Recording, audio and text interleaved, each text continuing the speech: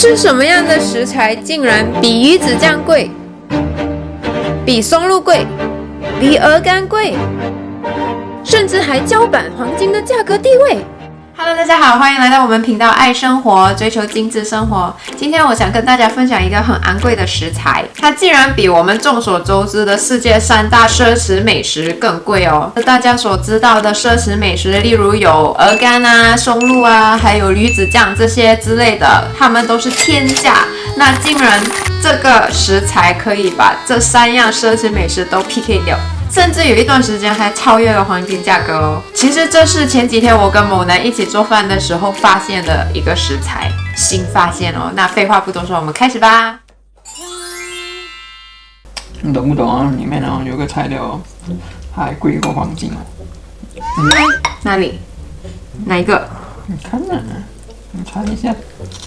你继续找。哪里？我跟你讲，是什么海鲜的味道？不是。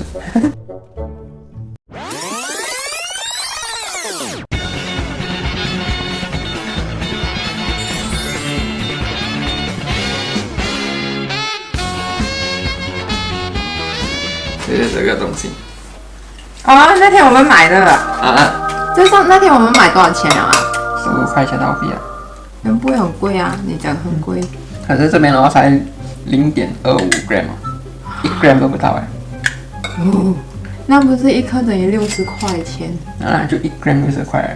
那100 gram 就6000哦。啊，那你懂那个世界3大美食那个松露都没有它这样贵了，100 gram 来算的话。那松露多少钱？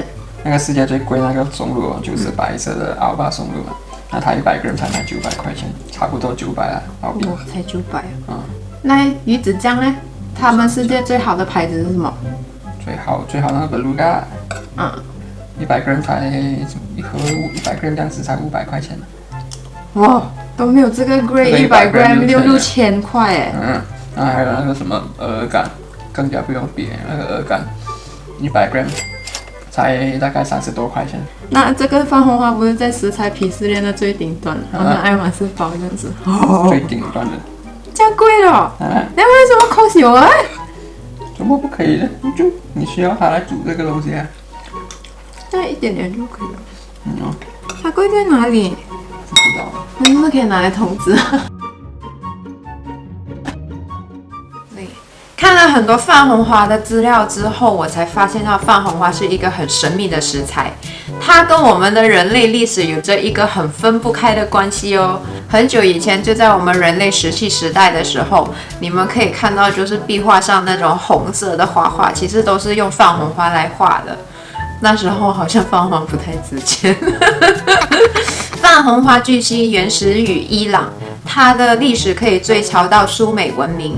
古埃及时代有着一个很出名又很漂亮的妖后叫 Cleopatra， 她就是很喜欢用泛红花泡在牛奶里，泡开后然后泡澡，据说可以提升她与男人遇水之欢时的体验哦。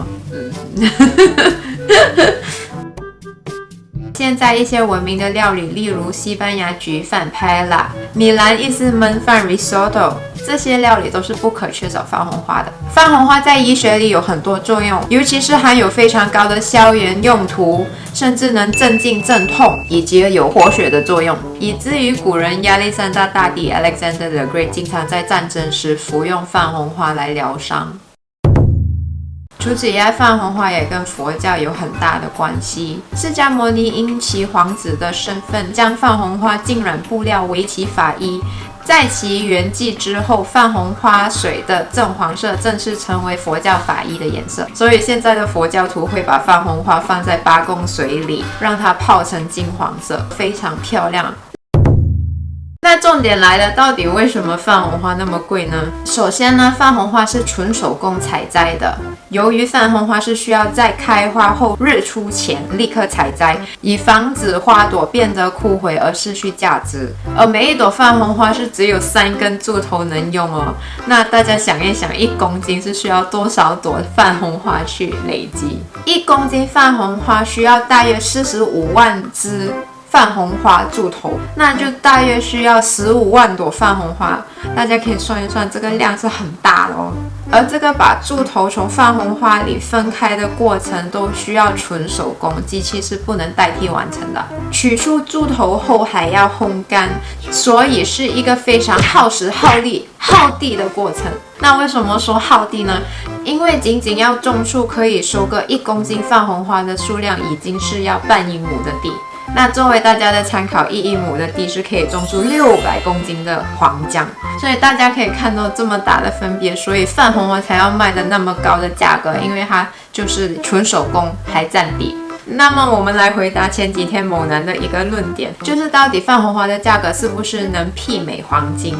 其实是有的，因为15、20年前泛红花的价格比当时黄金的价格还要高哦。但是呢，黄金的价格近10年来不断创新高，所以慢慢的黄金价格就比泛红花价格高一些些。不知道大家有没有买黄金？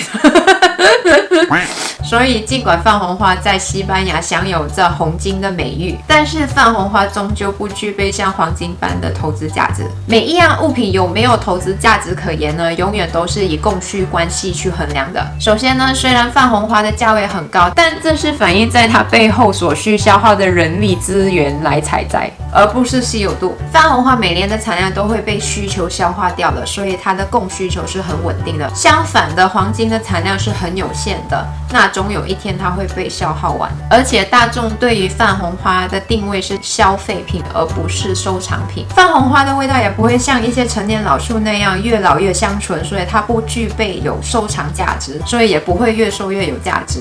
虽然有研究报道说，基于泛红花有很多医疗功效，所以它未来的数年它的需求量会增加，但是泛红花的产量也可以轻而易举的提高，所以大家千万不要有这种贵就值得买来投资的想法哦。那么本期内容就到这了，希望大家喜欢，我们下周见。说泛红花在医疗界里面是，虽然有研究，